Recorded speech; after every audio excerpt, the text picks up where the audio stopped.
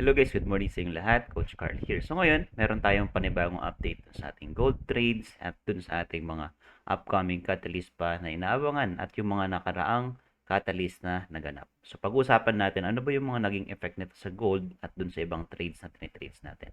And also, magbibigay din po ako sa inyo ng free tools para dun sa mga bago or season trader na nahihirapan pa mag-execute sa market if you are using MT5 or MT4.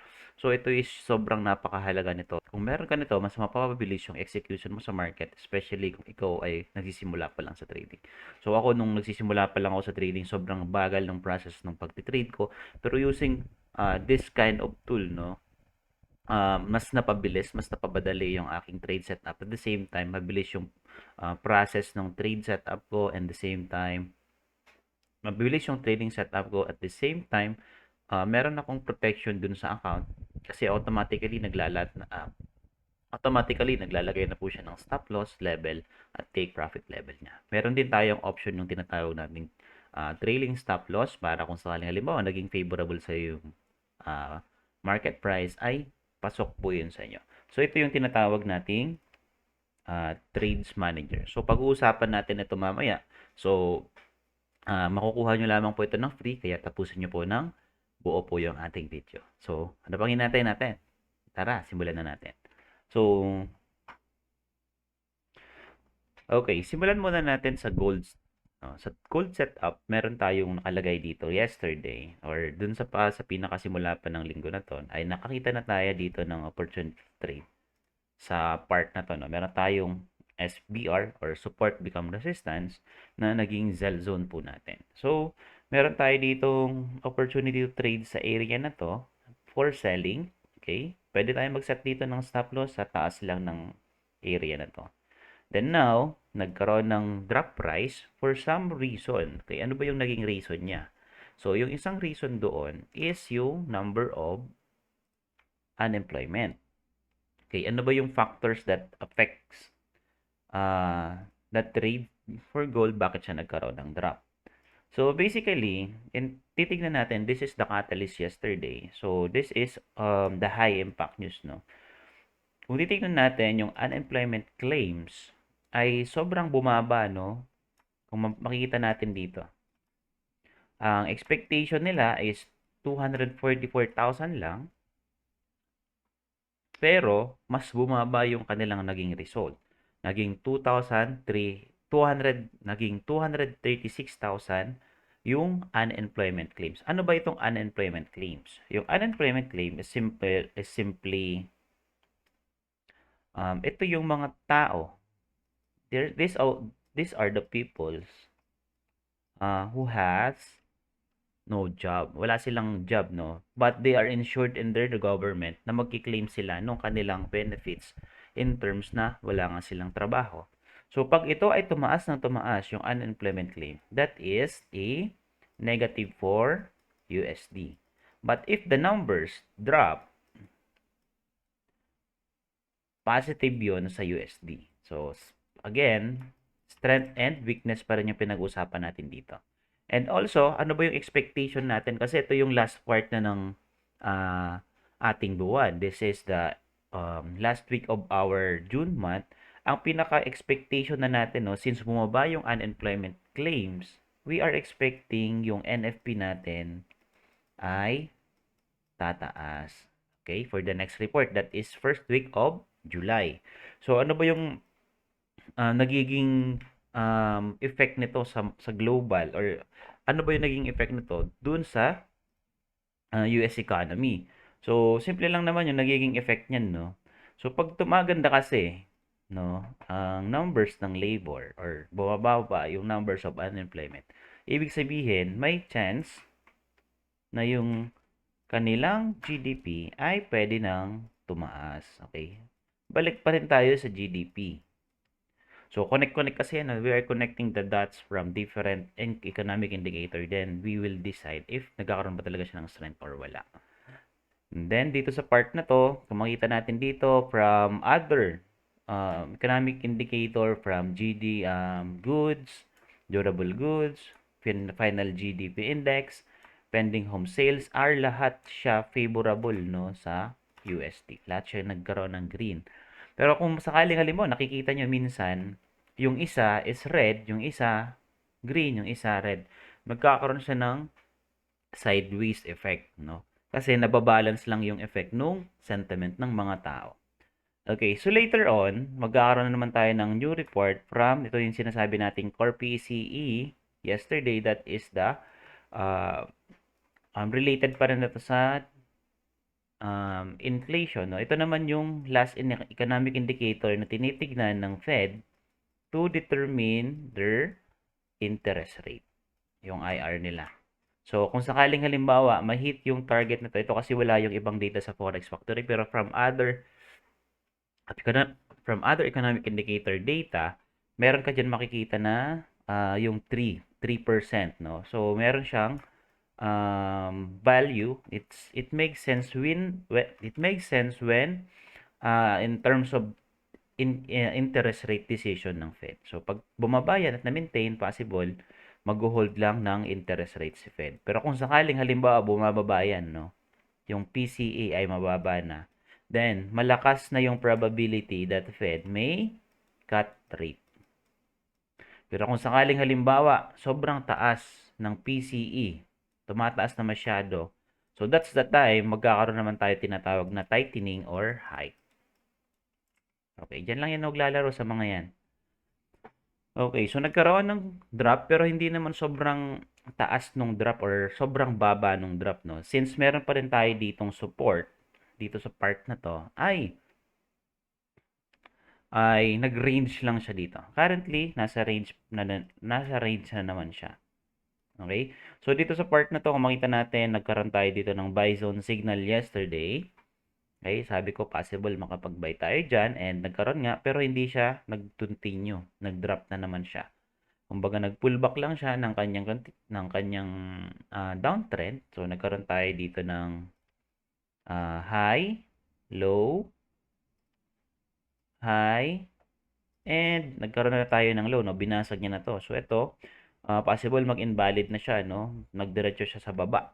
Kung mamaya, kung sakaling halimbawa yung number of PCE is maintain or tumaas, mataas yung probability na magdadrop pa yung price ng gold. Okay? So, ito, valid to yesterday and yan, na-trade din natin to. Nakapag-buy tayo dito. And, ayun, no, nag-trail stop lang tayo. Na-close na siya dito, possible. Okay? So, yun lang yung update natin sa gold. And, mag-focus tayo ngayon dun sa mag-focus na tayo ngayon dun sa pinaka main topic natin, yung ating trade manager. Paano ba ito ginagamit at paano ba natin ito mali-leverage, no? Actually, during sa time na nagsisimula ko sa trading, pag nagte-trade ako, sample, mag-new order ako dito. Magse-sell ako dyan. Sample, pindutin ko lang muna yung sell. Okay, sell.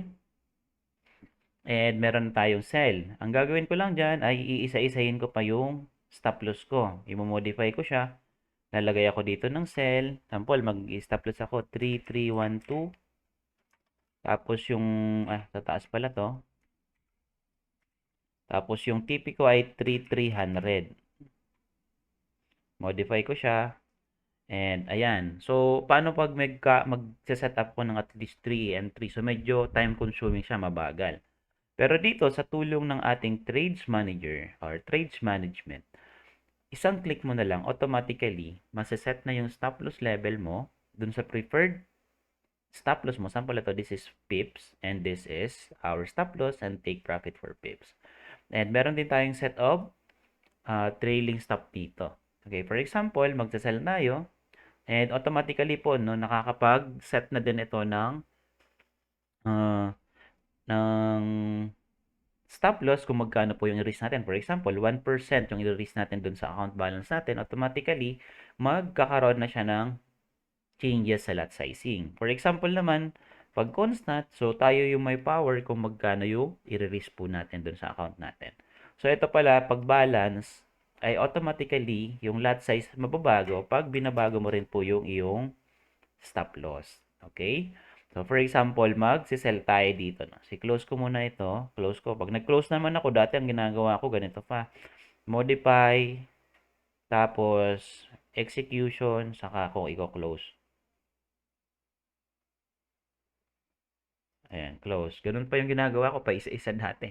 So, I hope makatulong ito sa inyo and mabigyan din kayo ng mas magandang execution sa trade setup ninyo. So, for example, magse-sell tayo, no? Once I press sell, and basically, ayun na, meron na tayong stop loss dito sa taas, take profit sa baba. So, pag mag-set naman tayo ng buy limit or sell limit, lalagay lang natin yung price. For example, na-determine natin na yung price ay dito, no? Magba-buy limit tayo dyan.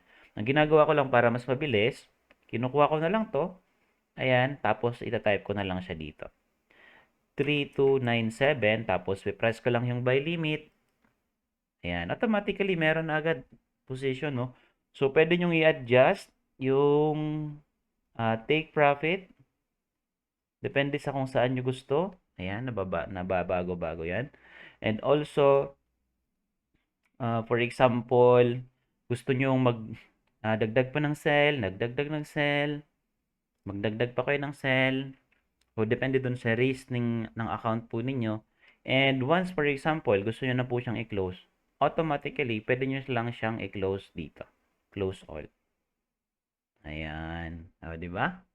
So, ganun siya kabilis, no? Ito ay magandang tools na gamitin para dun sa mga newbie. And kagandahan nito guys, this is free. So kung ikaw din nasa prop firm at continuous and consistent ka na din nag-profit, so you may considering using this Bybit exchange, no?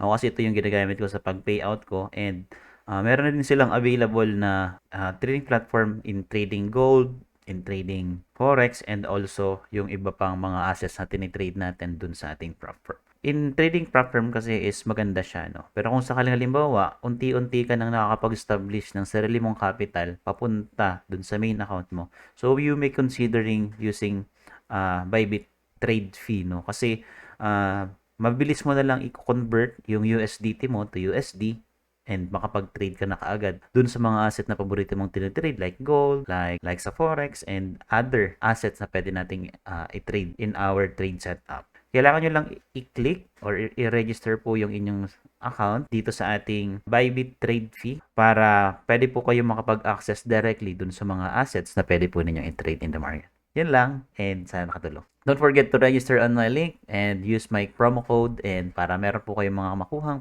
freebies and upon registration on our. And you can also start copying dun sa mga professional traders na meron tayo dito sa trade fee, and also you can access yung different asset na tinitrade nila and their portfolio as well. Ito yung copy trading platform nila and you can access this and learn how to navigate it, and pwede po ninyong i-observe yung mga gusto niyo po ninyong i-copy and as well as makapag-set up din po kayo dito. Yun lang. Thank you so much and good morning. So, maraming option na pwede tayong pagpilian sa sa account natin pag nagtitrade tayo using this kind of indicator. Ang kailangan lang natin gawin, no? Dito ipapakita ko din sa inyo kung paano nag-work yung ating trail stop. So, for example, sa balance, nag-risk tayo ng at least 1% or palitan natin at least 2%. So, magpapalit-palit din yung lot sizing natin. For example, nag-set tayo ng trail stop na 10. So, that is 10 pips per price movement. For example, nag-sell tayo. So, titingnan lang natin kung pag nag-move na yung price ng tinitrade natin ng 10%, automatically, yung stop loss level natin ay sumasabay na din siya. Mag-move na din yan pababa.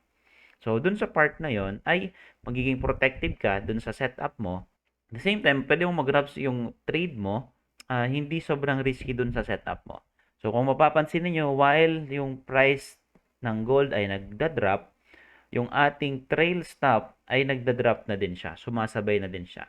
Ayan, napapansin nyo, andito na yung stop loss level natin. And mag-close or bumalik man yung price dun sa position mo, magko-close na yung entry mo na profit or positive. So, yun yung kagandahan doon pag gumagamit po kayo ng trail stop.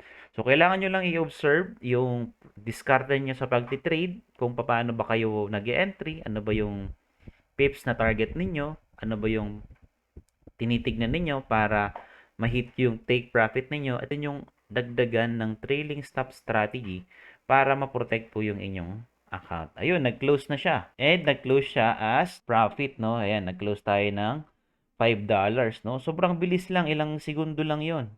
Wala pang isang minute, nag-close na agad yung order natin.